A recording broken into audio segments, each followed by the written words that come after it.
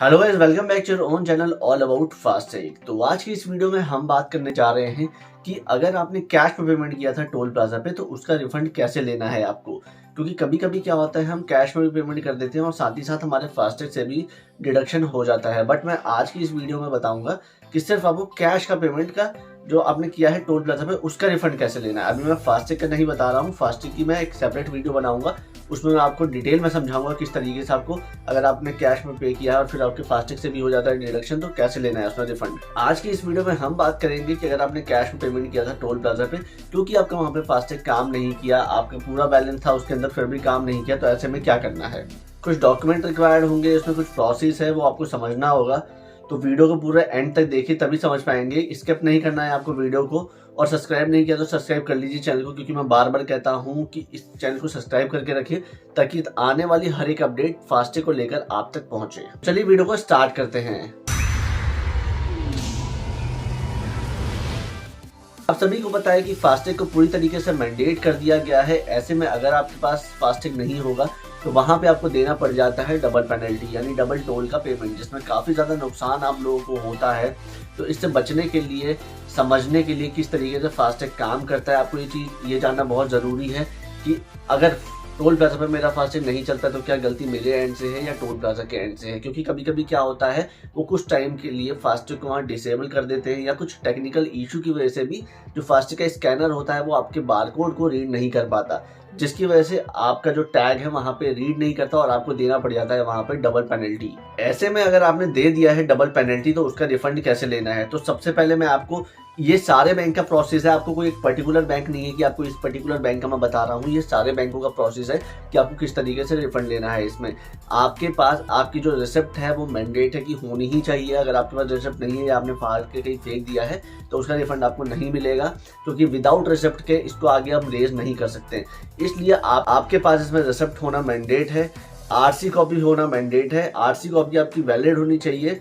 आपका ऐसा नहीं हो कि कोई टेम्पररी बेस का आरसी, आपने कोई कार्ड लिया है, टेम्पररी आपको आरसी कॉपी मिली है तो आप उसके ऊपर रेज कर रहे हैं, नहीं, ये नहीं होगा। इसमें आपको परमानेंट आरसी कॉपी इसमें रिक्वायर्ड होगी। तो दो डॉक्यूमेंट है इसमें, आरसी कॉपी और एक आपकी टोल रिसिप्ट। तो ये दो डॉक्यूमेंट रिक्वायर्ड होंगे आगे रेज करने के लिए कंप्लेन को। तो बात कर लेते हैं कि ये कंप्लेन को रेज कहाँ पे करना है। तो आप सभी को पता है कि हर एक ऐप का, हर एक कंपनी का कस्टमर केयर होता है, वहां पे आपको जाना है। वहां जाने के बाद ये आपको बोलना है कि मेरे फास्टैग में सफिशिएंट बैलेंस था बट मेरे फास्टैग से डिडक्शन हो गया, जहां पे मुझे डबल पेनल्टी यानी कैश का पेमेंट देना पड़ा। ऐसे में वो चेक करेंगे कि हाँ, कस्टमर के अकाउंट में सफिशिएंट बैलेंस था, कस्टमर के एंड से कोई भी गलती नहीं थी, और अगर नहीं थी तो फिर डिडक्शन जो हुआ है उसका रिफंड आपको बिल्कुल मिलेगा। तो वो चेक कर लेंगे, वैलिडेट कर लेंगे, देखेंगे कि हाँ ये करेक्ट चीज़ है, यहाँ पे कस्टमर के अकाउंट से गलत पैसा कटा है, यानी कि ज़्यादा पैसा कटा है, तो वो वहाँ पे आपको जितना भी पेनल्टी अमाउंट होता है वो उसका रिफंड कर दिया जाएगा आपको। लेकिन याद रहे कि टोल रिसिप्ट क्लियर होनी चाहिए, ब्लर नहीं होनी चाहिए, उस पर व्हीकल नंबर करेक्ट मेंशन होना चाहिए, आरसी कॉपी आपकी जो है वो करेक्ट पीडीएफ फॉर्म में होनी चाहिए। ये सारी छोटी छोटी चीज़ें आपको वहाँ पे चेक करनी होगी।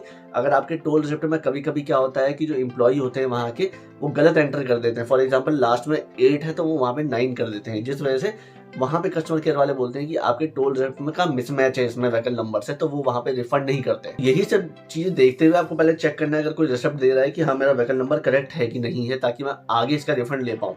तो एम्प्लॉय से आप चेक कर लेंगे पहले, अगर गलत है तो एम्प्लॉय से बोलेंगे कि मेरा व्हीकल नंबर गलत है, मेरे को दोबारा से रिसिप्ट बना के दो जो करेक्ट व्हीकल नंबर की होनी चाहिए।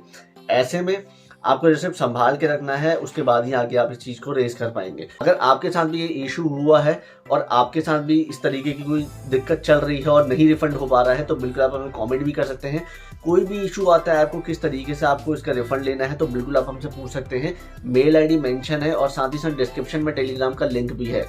कोई भी इशू आता है फास्टैग को लेकर तो बिल्कुल आप हमसे पूछ सकते हैं। और दोबारा बोलूंगा कि चैनल को सब्सक्राइब कर लो, नहीं करते हो इसलिए नहीं समझ पाते हो आप लोग कि किस तरीके से फास्टैग काम करता है, कैसे आपको चीज़ों का पता लगाना है कि अगर कोई गलती हो रही है तो उसको कैसे, उसका सॉल्यूशन कैसे निकालें। इसलिए हम सारी अपडेट्स लेके आते रहते हैं इस चैनल पे, इसलिए जल्दी से इसको सब्सक्राइब कर लीजिए। तो वीडियो को यहीं पे एंड करते हैं। वीडियो पसंद आई तो वीडियो को लाइक, शेयर और चैनल को सब्सक्राइब करना ना भूलें। Thank you.